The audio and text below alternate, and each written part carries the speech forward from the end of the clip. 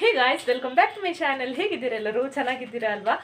ಇವತ್ತು ನಾನು ನಿಮ್ಮ ಜೊತೆ ಏನು ಶೇರ್ ಮಾಡ್ತಾ ಇದ್ದೀನಿ ಅಂತ ಹೇಳಿದ್ರೆ, ಒಂದು ಪಂಜಾಬಿ ಸ್ಪೆಷಲ್ ರೆಸಿಪಿನ ನಾನು ಇವತ್ತು ನಿಮ್ಮ ಜೊತೆ ಶೇರ್ ಮಾಡ್ತಾ ಇದ್ದೀನಿ. ಏನು ಅಂತ ಹೇಳಿದ್ರೆ, ಇದಕ್ಕೆ ಹಲವಾರು ಹೆಸರಿದೆ. ಇದಕ್ಕೆ ಚನ್ನ ಮಸಾಲ ಅಂತ ಕೂಡ ಕರೀತಾರೆ, ಅಥವಾ ಚೋಲೆ ಮಸಾಲ ಅಂತ ಕೂಡ ಕರೀತಾರೆ. ಇದನ್ನ ಖಂಡಿತವಾಗ್ಲೂ ಒಂದ್ಸಲ ಟ್ರೈ ಮಾಡಿದ್ರಂತೂ ಇದರ ಟೇಸ್ಟ್ ನೀವು ಯಾವತ್ತೂ ಮರೆಯಲ್ಲ.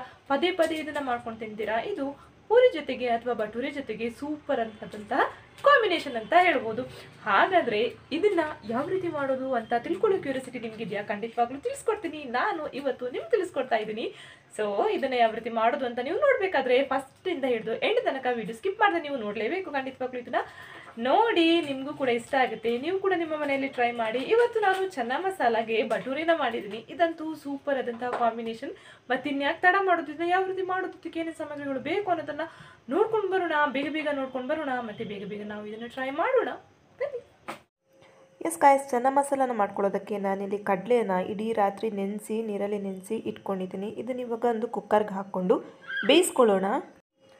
ಒಂದು 3 ಸೀಟಿ ಆದರೂ ಇದನ್ನು ಚೆನ್ನಾಗಿ ಬೇಯಿಸ್ಕೊಳ್ಳೋಣ. ಇದಕ್ಕೆ ನಾನು ಆಲೂಗಡ್ಡೆನ ಆ್ಯಡ್ ಮಾಡ್ತಾ ಇದ್ದೀನಿ. ಆಲೂಗಡ್ಡೆ ಆಪ್ಷನಲ್ಲಿ ನೀವು ಬೇಕು ಅಂತ ಹೇಳಿದ್ರೆ ಹಾಕ್ಕೊಳ್ಬೋದು. ಆಲೂಗಡ್ಡೆ ಹಾಕೋದ್ರಿಂದ ಗ್ರೇವಿ ಸ್ವಲ್ಪ ತಿಕ್ಕಾಗಿ ತುಂಬಾ ಚೆನ್ನಾಗಿ ಬರುತ್ತೆ. ಅದಕ್ಕೋಸ್ಕರ ನಾನಿಲ್ಲಿ ಆಲೂಗಡ್ಡೆನ ಹಾಕ್ಕೊಂಡಿದ್ದೀನಿ. ಆಪ್ಷನಲ್ ಇದು. ಬೇಕು ಅಂತ ಹೇಳಿದ್ರೆ ಹಾಕ್ಕೊಳ್ಳಿ, ಇಲ್ಲ ಅಂತ ಹೇಳಿದ್ರೆ ಸ್ಕಿಪ್ ಮಾಡ್ಕೊಳ್ಳಿ. ಇದಕ್ಕೆ ಬೇಯೋಕ್ಕೆ ಎಷ್ಟು ಬೇಕು ಅಷ್ಟು ನಾನು ನೀರನ್ನು ಹಾಕ್ಕೊಂಡಿದ್ದೀನಿ. ಹಾಗೆ ಇದಕ್ಕೆ ಒಂದೆರಡು ಪಲಾವ್ ಎಲೆನ ಕೂಡ ನಾನಿಲ್ಲಿ ಹಾಕೋತಾ ಇದ್ದೀನಿ. ಇದರಿಂದ ಇದ್ರ ಫ್ಲೇವರ್ ಕೂಡ ಚೆನ್ನಾಗಿ ಬರುತ್ತೆ. ಆ ನಂತರ ಇದಕ್ಕೆ ರುಚಿಗೆ ತಕ್ಕಷ್ಟು ಉಪ್ಪು ಹಾಕ್ತಾ ಇದ್ದೀನಿ. ಉಪ್ಪು ನಾನು ಒಂದೇ ಸಲ ಹಾಕಿದ್ದೀನಿ, ಯಾಕಂತ ಹೇಳಿದ್ರೆ ಉಪ್ಪು ಕರೆಕ್ಟ್ ಆಗಿತ್ತು. ಅದಕ್ಕೆ ನಾನು ಮತ್ತೆ ಉಪ್ಪನ್ನ ಹಾಕಲಿಲ್ಲ. ಇವಾಗ ಒಂದು ಫ್ರೈಯಿಂಗ್ ಪ್ಯಾನ್ ಇಟ್ಟು ಇಲ್ಲಿ ನಾನು ಕಸೂರಿ ಮೇಥಿನ ಸ್ವಲ್ಪ ಫ್ರೈ ಮಾಡಿ ಇಟ್ಕೋತೀನಿ. ಇದು ನಮಗೆ ಕೊನೆಯದಾಗಿ ಹಾಕ್ಕೊಳ್ಳಿಕ್ಕೆ ಇರುವಂಥದ್ದು. ಸೊ ನಾನು ಮೊದಲನೇದಾಗಿ ಇದನ್ನು ಫ್ರೈ ಮಾಡಿ ಇಟ್ಕೋತೀನಿ. ಕಸೂರಿ ಮೇಥಿ ಹಾಕೋದ್ರಿಂದ ನಮಗೆ ಟೇಸ್ಟ್ ಚೆನ್ನಾಗಿ ಬರುತ್ತೆ, ಹಾಗೂ ಸ್ಮೆಲ್ ಕೂಡ ಇದ್ರದ್ದು ತುಂಬಾ ಚೆನ್ನಾಗಿ ಬರುತ್ತೆ. ಕಸೂರಿ ಮೇಥಿ ಫ್ರೈ ಆದ ನಂತರ ಇದಕ್ಕೆ ನಾವು ಮಸಾಲೆನ ರೆಡಿ ಮಾಡ್ಕೊಳ್ಳೋಣ. ಇದೇ ಫ್ರೈಯಿಂಗ್ ಪ್ಯಾನಿಗೆ ನಾನು 1/4 ಚಮಚದಷ್ಟು ಜೀರಿಗೆ ಹಾಕ್ತಾ ಇದ್ದೀನಿ. ಹಾಗೆ 1 ಟೇಬಲ್ ಸ್ಪೂನು ಆಗುವಷ್ಟು ಇದಕ್ಕೆ ನಾನು ಕೊತ್ತಂಬರಿ ಬೀಜನ ಹಾಕ್ತಾ ಇದ್ದೀನಿ, ಅಂದರೆ ಧನಿಯಾ ಬೀಜನ ಹಾಕ್ತಾ ಇದ್ದೀನಿ. ಇದನ್ನು ಕೂಡ ಚೆನ್ನಾಗಿ ಫ್ರೈ ಮಾಡ್ಕೊಳ್ಬೇಕು. ಇದ್ರದ್ದು ನಮಗೆ ಪೌಡ್ರ್ ಮಾಡಿ ಇಟ್ಕೊಳ್ಳುತ್ತಿದೆ, ಅದಕ್ಕೋಸ್ಕರ ಇದಕ್ಕೆ ಇವಾಗ ನಾನು ಗರಂ ಮಸಾಲೆನ ಆ್ಯಡ್ ಮಾಡ್ತಾ ಇದ್ದೀನಿ. ಚಕ್ಕೆ ಹಾಗೂ ಲವಂಗನ ಹಾಕ್ತಾ ಇದ್ದೀನಿ ನಾನು, ಒಂದೊಂದು ತುಂಡಾಗುವಷ್ಟು. ಜಾಸ್ತಿ ಗರಂ ಮಸಾಲ ಬೇಡ, ಯಾಕಂತ ಹೇಳಿದ್ರೆ ಮತ್ತು ಗರಂ ಮಸಾಲ ಪೌಡ್ರು ಕೂಡ ಹಾಕ್ಕೊಳ್ಳೋದಿದೆ. ಸ್ಮೆಲ್ ಜಾಸ್ತಿ ಬರುತ್ತೆ ಗರಂ ಮಸಾಲದು, ನಮಗೆ ತಿನ್ನೋಕ್ಕಾಗೋದಿಲ್ಲ. ಇಲ್ಲಿ ಅರ್ಧ ಟೇಬಲ್ ಸ್ಪೂನ್ ಆಗೋಷ್ಟು ಅಕ್ಕಿ ಹಾಕಿದ್ದೀನಿ. ಅಕ್ಕಿ ಹಾಕೋದ್ರಿಂದ ಇದು ತುಂಬ ಚೆನ್ನಾಗಿ ಬರುತ್ತೆ, ಅಂದರೆ ಸ್ವಲ್ಪ ತಿಕ್ಕಾಗಿ ಬರುತ್ತೆ, ಅದಕ್ಕೋಸ್ಕರ. ಇದು ಚೆನ್ನಾಗಿ ಫ್ರೈ ಆದ ನಂತರ ಇದನ್ನು ನಾವು ಪೌಡ್ರ್ ಮಾಡಿ ಇಟ್ಕೊಳ್ಳೋಣ. ಪೌಡ್ರ್ ಮಾಡಿ ಸೈಡ್ಗೆ ಎತ್ತಿಟ್ಕೊಳ್ಳೋಣ. ಎಸ್, ನೋಡ್ತಾ ಇದ್ದೀರಲ್ವ, ಪೌಡ್ರು ಇಲ್ಲಿ ನಮ್ಮದು ರೆಡಿ ಆಯಿತು. ಇನ್ನು ಇದಕ್ಕೆ ಏನು ಮಸಾಲ ಬೇಕು ಅಂತ ನೋಡ್ಕೊಳ್ಳೋಣ. ಇಲ್ಲಿ ನಾನು ಸಣ್ಣ ಈರುಳ್ಳಿ ಆಗಿರೋದ್ರಿಂದ 6 ಈರುಳ್ಳಿನ ತೊಗೊಂಡಿದ್ದೀನಿ. ಹಾಗೆ ಸಣ್ಣ ಟೊಮೆಟೊ ಆಗಿರೋದ್ರಿಂದ 5 ಟೊಮೆಟೊನ ತೊಗೊಂಡಿದ್ದೀನಿ. ಇದನ್ನ ಇವಾಗ ನಾವು ಸಪ್ರೇಟಾಗಿ ಮಿಕ್ಸಿಗೆ ಹಾಕ್ಕೊಂಡು ಗ್ರೈಂಡ್ ಮಾಡ್ಕೊಳ್ಬೇಕು. ಈರುಳ್ಳಿ ಬೇರೆಯೇ, ಹಾಗೆ ಟೊಮೆಟೊ ಬೇರೆಯೇ.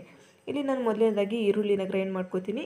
ನೋಡ್ತಾ ಇದ್ದೀರಲ್ವ, ಸಪ್ರೇಟಾಗಿ ನಾನಿಲ್ಲಿ ಗ್ರೇವಿನ ಇದನ್ನು ಗ್ರೈಂಡ್ ಮಾಡಿ ಇಟ್ಕೊಂಡಿದ್ದೀನಿ. ಇವಾಗ ಒಂದು ಫ್ರೈಯಿಂಗ್ ಪ್ಯಾನ್ ಇಟ್ಟು ಇದಕ್ಕೆ 1 ಟೇಬಲ್ ಸ್ಪೂನ್ ಆಗುವಷ್ಟು ನಾನು ಕೊಕೊನಟ್ ಆಯಿಲ್ನ ಹಾಕೋತಾ ಇದ್ದೀನಿ. ನೀವು ಯಾವುದೇ ಆಯಿಲ್ ಕೂಡ ಯೂಸ್ ಮಾಡ್ಕೊಳ್ಬೋದು. ನಾನು ಹೆಚ್ಚಾಗಿ ಎಲ್ಲ ಅಡುಗೆಗೆ ಕೂಡ ನಾನು ಕೊಕೊನಟ್ ಆಯಿಲ್ನ ಯೂಸ್ ಮಾಡ್ತೀನಿ. ಇವಾಗ ಎಣ್ಣೆ ಬಿಸಿ ಆಗ್ತಾ ಇದ್ದಾಗೆ ಇದಕ್ಕೆ ನಾನು ನೀರುಳ್ಳಿ ನಾವು ಏನು ಪೇಸ್ಟ್ ಮಾಡಿ ಇಟ್ಕೊಂಡಿದ್ದೀವಲ್ಲ, ಆ ಈರುಳ್ಳಿನ ಹಾಕ್ತಾ ಇದ್ದೀನಿ. ಈರುಳ್ಳಿ ಮಾತ್ರ ಚೆನ್ನಾಗಿ ಫ್ರೈ ಆಗಬೇಕು. ಯಾವುದೇ ಮಸಾಲೆ ಇರಲಿ, ಟೊಮೆಟೊ ಆಗಲಿ, ಟೊಮೆಟೊ ಪ್ಯೂರಿ ಆಗಲಿ ಅಥವಾ ಈರುಳ್ಳಿ ಪ್ಯೂರಿ ಆಗಲಿ, ಚೆನ್ನಾಗಿ ಇದು ಫ್ರೈ ಆದರೆ ಮಾತ್ರ ಇದಕ್ಕೆ ಚೆನ್ನಾಗಿ ಟೇಸ್ಟ್ ಬರುತ್ತೆ. ನೀವು ಅರ್ಧಂಬರ್ಧ ಫ್ರೈ ಮಾಡಿದರೆ ಅದರ ಹಸಿ ವಾಸನೆ ಹೋಗೋದಿಲ್ಲ. ಸೊ ಇದು ಕರೆಕ್ಟಾಗಿ ಫ್ರೈ ಆಗದೇ ಇದ್ದರೆ ಇದರ ಟೇಸ್ಟೇ ಕಂಪ್ಲೀಟಾಗಿ ಚೇಂಜ್ ಆಗುತ್ತೆ. ಅದಕ್ಕೋಸ್ಕರ ಮಸಾಲೆನ ನಾವು ಫ್ರೈ ಮಾಡ್ಕೊಳ್ಳೋವಾಗ ಚೆನ್ನಾಗಿ ನಾವು ಫ್ರೈ ಮಾಡ್ಕೊಳ್ಬೇಕಾಗತ್ತೆ. ಇದಕ್ಕೆ ಇವಾಗ ನಾನು ಜಿಂಜರ್ ಗಾರ್ಲಿಕ್ ಪೇಸ್ಟ್ನ ಆ್ಯಡ್ ಮಾಡ್ತಾ ಇದ್ದೀನಿ, ಅಂದರೆ ಶುಂಠಿ ಬೆಳ್ಳುಳ್ಳಿ ಪೇಸ್ಟ್ನ ಆ್ಯಡ್ ಮಾಡ್ತಾ ಇದ್ದೀನಿ.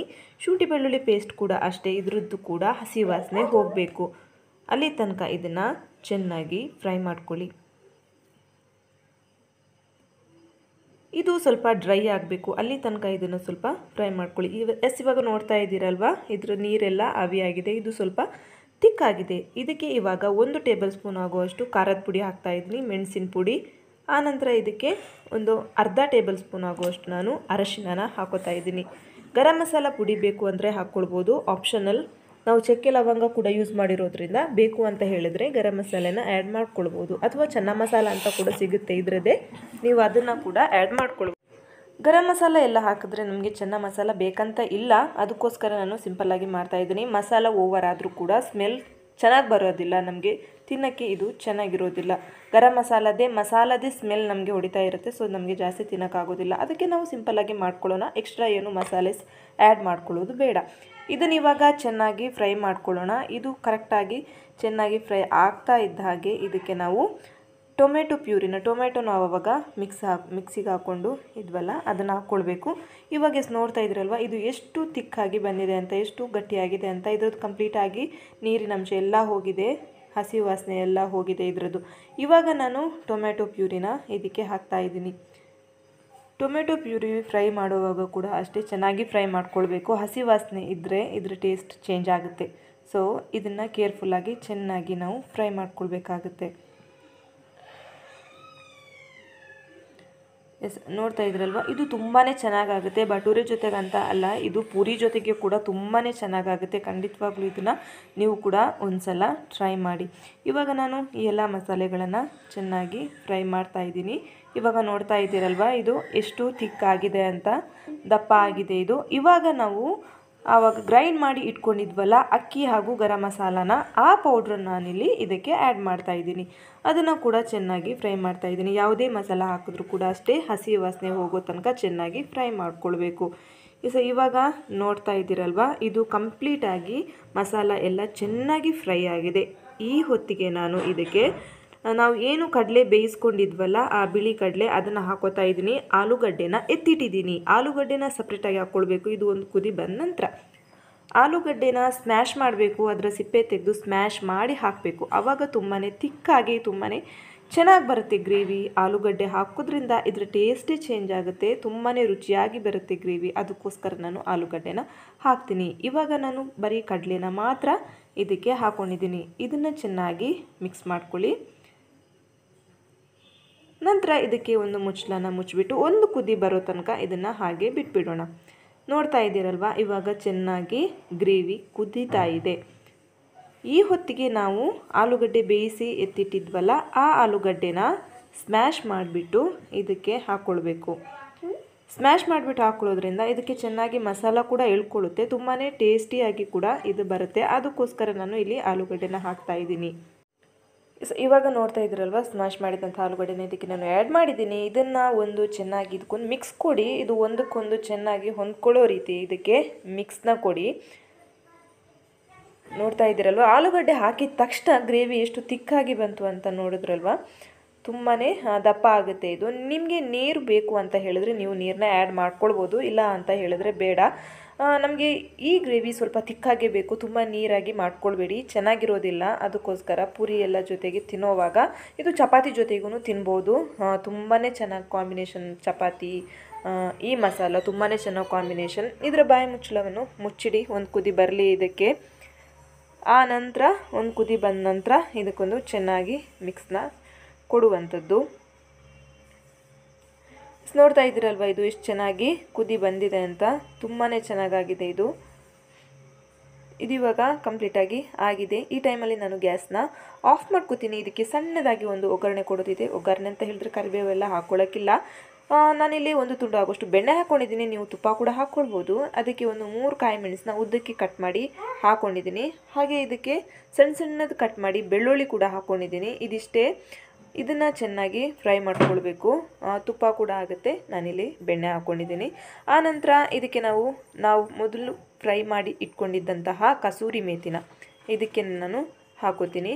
ಕಸೂರಿ ಮೇಥಿ ಕೂಡ ಸ್ವಲ್ಪ ಇದರಲ್ಲಿ ಫ್ರೈ ಮಾಡಿ, ನೀವು ಡೈರೆಕ್ಟಾಗಿ ಕೂಡ ಹಾಕ್ಕೊಳ್ಬೋದು ಗ್ರೇವಿಗೆ.